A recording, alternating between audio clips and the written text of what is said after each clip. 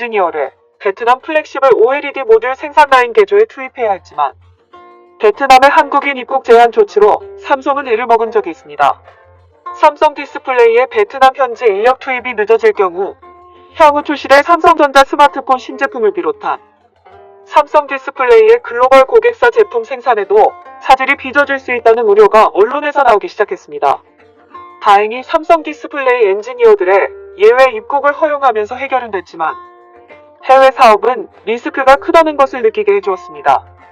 이에 삼성전자는 스마트폰 국내 생산 물량 일부를 베트남으로 옮기려고 했던 계획을 철회한 것으로 알려졌습니다.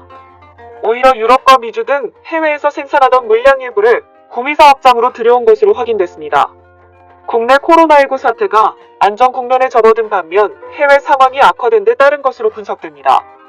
28일 삼성전자와 지역 경제계에 따르면 삼성전자는 구미사업장에서 생산하던 프리미엄 스마트폰 일부를 베트남에서 생산하려고 했던 계획을 철회했다고 밝혔습니다.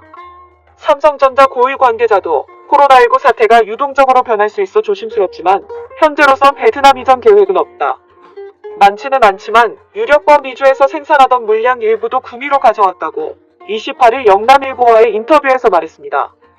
이에 구미 지역 언론은 한 번 가면 돌아오기 쉽지 않을 것이라는 생각 때문에 모든 사람들의 걱정이 컸다며 베트남 이전 계획을 취소한 만큼 삼성전자가 하루빨리 정상화돼 협력업체는 물론 지역 경제의 보탬이 됐으면 좋겠다고 적었습니다.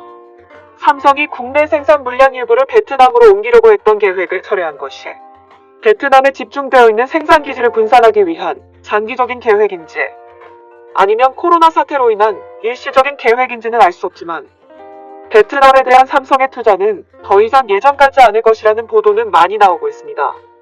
작년 12월 17일 베트남 현지 매체 젠크가 보도한 기사를 보면 삼성 베트남이 현지에서 더 이상 대규모 투자는 하지 않고 필요에 따라 소규모 투자로 전환한다고 보도했습니다. 삼성 베트남 관계자는 현지 매체를 통해 삼성 베트남은 지난 10년 동안 휴대폰을 비롯해 가전제품 제조, 공장의 모듈, 스크린 및 배터리와 같은 핵심 구성 요소 분야에 집중해왔다며 베트남 정부에 등록된 총 투자 자본은 173억 달러로 우리는 이 자본의 94%를 소진했다고 설명했습니다. 이어 가까운 장래의 삼성 베트남의 목표는 운영에 집중하는 것이다.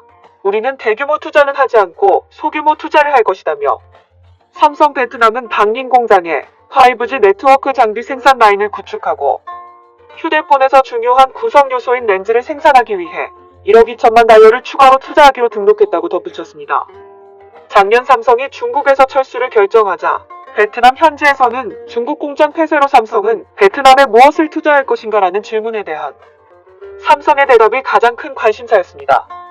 특히 지난달 대한민국 부산에서 개최된 한아세안 정상회담에 참석한 응우엔선副총리가 삼성 이재용 부회장과 만나 반도체 공장을 베트남에 설립하면 인센티브를 제공하겠다며 적극적인 투자를 당부한 발언이 알려지면서 기대는 더욱 커졌습니다.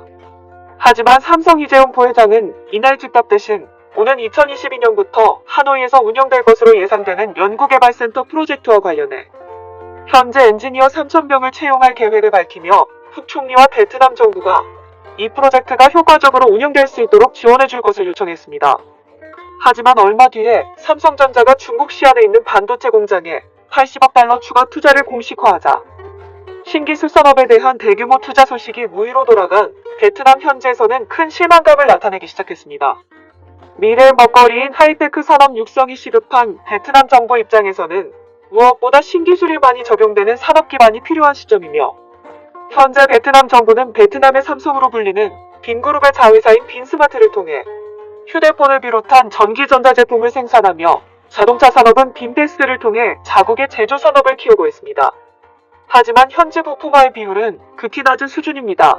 빈스마트의 주력 파트너는 스페인이며 빈페스는 독일입니다. 대부분의 부품은 수입하고 자동화 설비를 통해 조립 생산하는 방식입니다.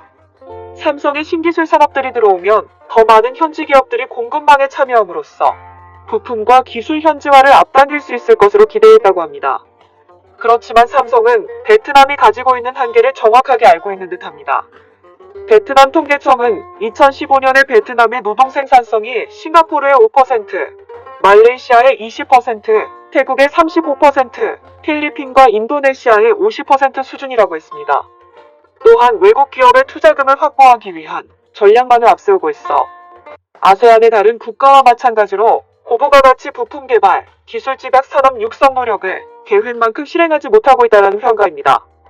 이는 부품 소재 국내 조달 비율이 30% 수준에도 못 미치는 상황의 결과입니다. 중간재를 주변국인 중국, 태국에서 수입을 하는 구조는 베트남 내 중소기업의 발달을 가져오지 못하고 무역 규모에 비해 적은 수익을 얻게 되는 주요 요인이기도 합니다. 삼성은 지금부터 베트남 근로자의 인건비가 상승할 것을 대비해 베트남 공장 철수 계획 플랜을 가지고 있는 듯합니다. 베트남도 중국에 의해서 보듯 자국의 인건비가 오르면 삼성이 타국으로 공장 이전 계획을 가지고 있다는 것을 알고 있으며 베트남도 이를 대비해 삼성이 있는 동안 기술 이전을 위해 최대한 노력을 하고 있는 것처럼 보입니다. 베트남이 현재의 어려움을 극복하고 삼성의 기술을 이용해 부품과 기술 현지화를 앞당겨 중국을 대신해 제2의 세계의 공장으로 변신할 수 있을지 아니면 삼성의 단순 생산 기준을 남을지 모든 선택은 삼성이 쥐고 있는 것처럼 보입니다. 이상 마치겠습니다. 시청해주셔서 고맙습니다.